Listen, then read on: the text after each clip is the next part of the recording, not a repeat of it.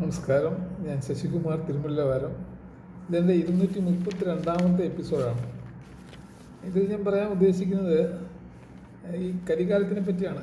ഏറ്റവും പ്രധാനപ്പെട്ട ഒരു കാര്യമാണ്. അതായത് ഈ കലികാലത്തിൽ നമുക്ക് എന്തൊക്കെയാണ് സ്പെഷ്യലായിട്ടുള്ള കാര്യങ്ങൾ, എന്തൊക്കെയാണ് അതിൻ്റെ പ്രത്യേകതകൾ എന്നതിനെ പറ്റിയാണ് പറയാൻ ഉദ്ദേശിക്കുന്നത്. ഒരു 10 ദിവസമായി ഞാനൊരു വീഡിയോ അപ്ലോഡ് ചെയ്തിട്ട്. അതൊരു കാരണം എന്ന് വെച്ചാൽ ഒരു പുസ്തകത്തിൻ്റെ പണിപ്പുരയിലാണ് ഞാൻ. അതിൻ്റെ വിശേഷങ്ങളൊക്കെ ഞാൻ അടുത്തുള്ള എപ്പിസോഡിൽ പറയാം. അപ്പോൾ ഇതിൻ്റെ ടൈറ്റിൽ എന്ന് പറഞ്ഞാൽ what are the specialities of കലിയുഗ ആസ് പെർ ഹിന്ദു മിത്തോളജി. അതാണ് ഞാൻ പറയാൻ ഉദ്ദേശിക്കുന്നത്. അപ്പോൾ ഹിന്ദു തത്വശാസ്ത്രം അനുസരിച്ച് 4 യുഗങ്ങളിലേക്കും ഏറ്റവും ചെറുതും ഏറ്റവും മോശപ്പെട്ടതുമായ യുഗമാണ് കലിയുഗം. കലിയുഗത്തിന് മുമ്പ് ദ്വാപര യുഗമായിരുന്നു. അതുപോലെ തന്നെ ഈ കലിയുഗത്തിന് ശേഷം വരുന്നത് സത്യയുഗം എന്നാണ് പറയുന്നത്. ഈ കലിയുഗത്തിൽ തത്വശാസ്ത്രം അനുസരിച്ച് പാപങ്ങളുടെ ആധിക്യമുള്ളൊരു യുഗമാണെന്നാണ് പറഞ്ഞിരിക്കുന്നത്. ഈ യുഗത്തിൻ്റെ പ്രത്യേകത എന്ന് പറഞ്ഞാൽ ഈ യുഗത്തിൽ കൂടുതൽ ആളുകൾക്കും അജ്ഞത, അതായത് അവിദ്യ ഉള്ള ആളുകളാണ്. അവർക്ക് കാര്യങ്ങളൊന്നും ചിന്തിക്കാനോ എടുക്കാനൊന്നും സമയമില്ലാത്ത ആളുകളാണ് കൂടുതലും. അതുമാത്രമല്ല, മിക്കവാറും എല്ലാ രംഗങ്ങളിലും അഴിമതി, കറപ്ഷൻ, അതായത് കറപ്ഷൻ ഉള്ള ഒരു കാലഘട്ടമാണിപ്പോൾ. എല്ലാം അത് ശരിയാണല്ലോ, എല്ലാവർക്കും അറിയാമല്ലോ. മാത്രമല്ല, അതെല്ലാം കൽക്കി അവതാരത്തോടു കൂടി അവസാനിക്കുമെന്നാണ് പറഞ്ഞത്. കൽക്കി അവതാരം വരുമ്പോൾ ഇതെല്ലാം കലിയുഗം എല്ലാം അവസാനിക്കുമെന്നാണ് പറഞ്ഞിരിക്കുന്നത്. വർഷങ്ങളെടുക്കും അത്, എന്നാലും പറഞ്ഞതേ ഉള്ളൂ. ഇനി ഭഗവത്ഗീതയിൽ കലിയുഗത്തെ പറ്റി എന്താണ് പറയുന്നതെന്ന് നോക്കാം. ഭഗവാൻ ശ്രീകൃഷ്ണന് ഭഗവത്ഗീതയിൽ പറയുന്നത് ഈ കലിയുഗത്തിൽ സാമ്പത്തികം മാത്രമാണ് ഒരാളുടെ സ്റ്റാറ്റസ് നിർണ്ണയിക്കുന്നതെന്നാണ്. ആരെങ്കിലും പണക്കാരനാണെങ്കിൽ മാത്രമേ അയാൾക്ക് എവിടെയും സ്ഥാനം ലഭിക്കത്തുള്ളൂ. നമ്മൾ പണ്ട് ആളുകൾ പറയും വെളുത്ത ഉടുപ്പിന് തടിക്കിടുമെന്ന് പറയും, പണ്ടത്തെ ആളുകൾ പറയുമായിരുന്നു. അതുപോലെ സാമ്പത്തികം മാത്രമാണ് ഒരാളുടെ സ്റ്റാറ്റസിനെ നോക്കുന്ന ഒരു അളവുകോൽ എന്ന് പറയുന്നത്. ഇനി ഭഗവത്ഗീതയിൽ വേദവ്യാസൻ എന്താ പറഞ്ഞിട്ടുള്ളതെന്ന് നോക്കാം. കലിയുടെ സ്വാധീനത്തിൽ ലോകത്ത് സഹജമായി കരുണ, സത്യം ഇവയെല്ലാം നാൾക്കുനാൾ കുറഞ്ഞു വരുമെന്നാണ് വേദവ്യാസൻ ഇനി പറഞ്ഞിരിക്കുന്നത്.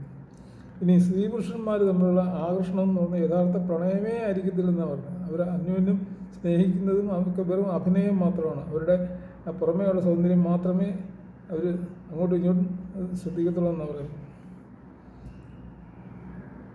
അതുപോലെ തന്നെ വാക്കുകൾ ബുദ്ധിപരമായിട്ട് പ്രയോഗിക്കുന്ന ആളുകളെ വലിയ ബുദ്ധിമാന്മാരെന്ന് ജനങ്ങൾ ധരിക്കും. ഇനി ഭാഗവതം പറയുന്നു കലിയുഗത്തിൽ ആളുകൾ തമ്മിൽ യഥാർത്ഥ സ്നേഹം കാണുകയില്ലെന്നാണ് ഭാഗവതം പറയുന്നത്. അതായത് എല്ലാവരും സ്നേഹം അഭിനയിക്കുകയാണ്, യഥാർത്ഥത്തിൽ സ്നേഹം മനസ്സിൽ കാണുകയില്ല. അതുപോലെ തന്നെ മനസ്സിലെപ്പോഴും വെറുപ്പും കാര്യങ്ങളൊക്കെ ആയിരിക്കും, പക്ഷേ പുറമേ കാണിക്കത്തില്ല. ഇനി വലിയ സിദ്ധാന്തങ്ങൾ പറയുന്നത് യഥാർത്ഥത്തിൽ അറിവില്ലാത്തവരായിരിക്കും എന്നാണ് ഈ ഭാഗവതത്തിലൊക്കെ പറഞ്ഞിരിക്കുന്നത്. ഇനി വേദങ്ങൾ പോലും പലരും സ്വന്തം താല്പര്യങ്ങൾക്ക് അനുസൃതമായിട്ട് അത് വളച്ചൊടിച്ച് കാര്യങ്ങളൊക്കെ പറയും. വേദങ്ങൾ പോലും അങ്ങനൊന്നും ആയിരിക്കില്ല യഥാർത്ഥത്തിൽ. വേദങ്ങൾ നമ്മൾ പറഞ്ഞു കൊടുക്കേണ്ട രീതി ആളുകൾ പറഞ്ഞു കൊടുക്കുന്നില്ല എന്നാണ് പറഞ്ഞതിന് സാരം. ഇനി ഇക്കാലത്ത് ഏറ്റവും പ്രധാനപ്പെട്ട സ്വന്തം കാര്യം നോക്കുന്ന ആളുകളാണ് കൂടുതലും. അച്ഛനമ്മയും പോലും നോക്കത്തില്ല, അച്ഛനെയും അമ്മയും പോലും നോക്കാതെ, സഹോദരങ്ങളെ പോലും നോക്കാത്ത ആളുകളാണ്. എല്ലാം സ്വന്തം കാര്യം ചിന്താവാദം, ആ ഒരു രീതിയിലുള്ള ഒരു ജീവിതമാണ് ആളുകൾക്ക്. അവരവരുടെ കാര്യങ്ങൾ മാത്രമേ നോക്കൂ. അത് ഭാഗവതം എടുത്ത് പറയുന്നതാണ്, സ്വന്തം കാര്യം നോക്കാനുള്ള ആളുകളാണ് കൂടുതലും. ഇനി ജ്യോതിഷത്തിൽ പറഞ്ഞിരിക്കുന്ന കലിയുഗത്തിലുള്ള പ്രത്യേകത എന്ന് പറയുന്നത് ആളുകൾ ഒരിക്കലും മര്യാദയും സ്നേഹവും കാണിക്കത്തില്ലെന്നാണ് ജ്യോതിഷം പറയുന്നത്.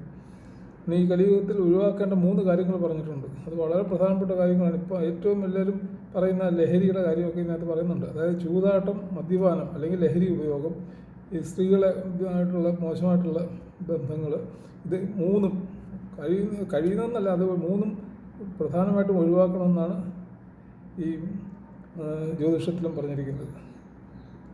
വേറൊരു കാര്യം എന്ന് വെച്ചാൽ ഈ മഹത്തായൊരു യുഗമായത് കലിയുഗം എന്ന് പറയുന്നത് മോശപ്പെട്ട യുഗമെന്ന് പറഞ്ഞെങ്കിലും വേറെ ഒരു കാര്യത്തിൽ, അതായത് മോക്ഷം കിട്ടാനുള്ളത് ഏറ്റവും എളുപ്പമാർഗം ഉള്ള ഒരു യുഗമാണ് കലിയുഗം. കലിയുഗത്തിലാണ് ജനിക്കുന്നവർക്ക് അല്ലെങ്കിൽ കലിയുഗത്തിൽ ജീവിക്കുന്നവർക്ക് മോക്ഷം കിട്ടാൻ വളരെ എളുപ്പമാണെന്ന് പറഞ്ഞു.